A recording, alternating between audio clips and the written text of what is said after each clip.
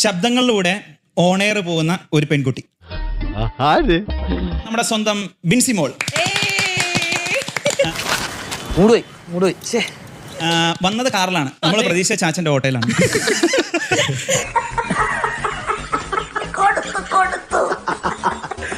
ചാച്ചൻ സുഖമായിട്ടിരിക്കണോ? പിന്നെ ചാച്ചനെ ഇപ്പൊ എയറിലൊക്കെ കൂടെയാണ് ഓട്ടോ ഓടിച്ചുകൊണ്ടിരിക്കുന്നത്. നാട്ടിലെ കുരുത്തക്കെട്ട പിള്ളേരുണ്ടായ വയസ്സുകാലത്ത് താന്തമാർക്കിയത് തന്നെ പ്രയോജനം. ഇവരുടെ വീടാണ് ഒരു വീട്, കുടുംബം ഒരു കോവിൽ. ഇപ്പൊ ഓട്ടം കൂടുതൽ കിട്ടുമെന്നൊക്കെ പറയുന്നുണ്ട്. ശരിക്കും പറഞ്ഞു കഴിഞ്ഞാൽ ഒരു ബ്രാൻഡായി ചാച്ചൻ എന്ന് പറയുന്നത്. അതുകൊണ്ട് ഞാൻ നടന്നല്ല വന്നേ, പറന്നിങ്ങോട്ട് വന്നേ. എവിക്റ്റായി ഇറങ്ങി കഴിഞ്ഞ സമയത്തുണ്ടല്ലോ ചാച്ചന് ഭയങ്കര ഫാൻസ് ആയിരുന്നു. അപ്പൊ എല്ലാവരും വന്നിട്ട് ചാച്ചന്റെ ഓട്ടോ അല്ലേ, ചാച്ചനല്ലേ എന്നൊക്കെ ചോദിക്കുമായിരുന്നു. ആര് പറയുന്നു? ഞാൻ കേട്ടിട്ടില്ലല്ലോ. അസൂയ കൊണ്ട് പലരും പറയാറില്ല, അതുകൊണ്ട് ഞാൻ സ്വയം പറയുന്നു. അമ്മച്ചിമാര് വരെ വന്നിട്ട് ചാച്ചാന്ന് വിളിക്കാറ്. ചാച്ചന് ഭയങ്കര സന്തോഷമാണ്. പിള്ളേർ തൊട്ട് മുതിർന്ന ആൾക്കാർ വരെ ഭയങ്കര സ്നേഹമായിരുന്നു. തന്റെ തന്തക്ക് ഇങ്ങനെ ഒരു തെറ്റ് പറ്റിപ്പോയെന്ന് കരുതി എല്ലാ തന്തമാർക്കും അങ്ങനെ പറ്റണമെന്നുണ്ടോ? ഇപ്പൊ ചാച്ചന്റെ ഓട്ടോ അവിടെ മതി, ഏറിക്കൂടെ പോണ ഓട്ടോ അല്ലേ ഇത്? ചാച്ചൻ പൈലറ്റായി. അതെ, സത്യം. ഇതൊരു കാര്യം മറ്റേടത്ത് ഐഡിയ ആയി പോയി. അവിടുന്നും കിട്ടി ഇവിടുന്നും കിട്ടി.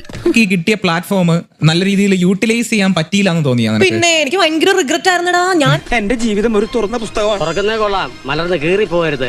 പുസ്തകം അടച്ചു വെക്കൂ. കാരണം ഞാൻ എന്താണെന്ന് ആൾക്കാർക്ക് മനസ്സിലായില്ല. അതിനു മുൻപേ എനിക്ക് എവിക്റ്റ് ആകേണ്ടി വന്നു. അത് ഭയങ്കര വിഷമായിരുന്നു.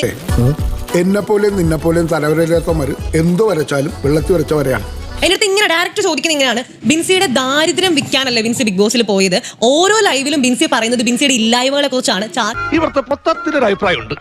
കാര്യം സത്യമാണെങ്കിലും എനിക്ക് അംഗീകരിച്ചു കൊടുക്കാൻ പറ്റുമോ?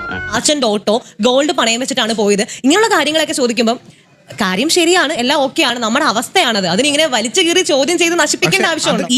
ഇതാണ് ഈ മലയാളികളുടെ കുഴപ്പം. ആരെങ്കിലും എന്തെങ്കിലും അപവാദം പറഞ്ഞുണ്ടാക്കിയാൽ അത് നാക്കി പോലും തൊടാതെ അണ്ണാക്കിലുടങ്ങി വിഴുങ്ങുക.